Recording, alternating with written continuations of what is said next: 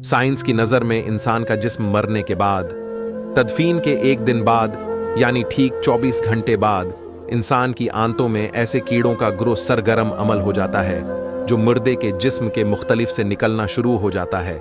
साथ नाकाबिल बर्दाश्त बदबू फैलना शुरू करता है जो कि दरअसल अपने हम पेशा कीड़ों को दावत देते हैं। ये ऐलान होते ही बच्छू और तमाम कीड़े मकौड़े इंसान के जिस्म की तरफ हरकत करना शुरू कर देते हैं और इंसान का गोश्त खाना शुरू कर देते हैं। फीन के 3 दिन बाद सबसे पहले नाक की हालत तब्दील होना शुरू हो जाती है। 6 दिन बाद नाखन गिरना शुरू हो जाते हैं।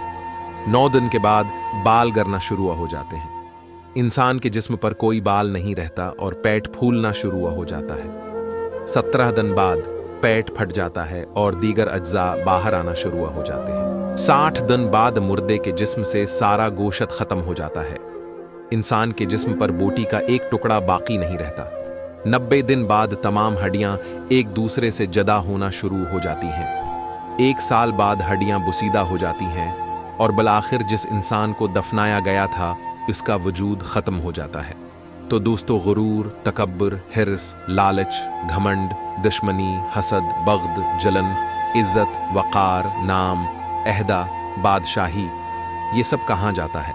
इंसान की हैसियत ही क्या है? मिट्टी से बना है, मट्टी में दफन होकर मट्टी हो जाता है।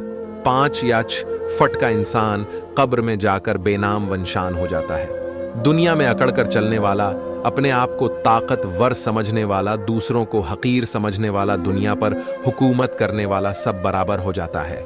इसलिए हम सबको खातुमा बलखैर की दुआ करनी चाहिए।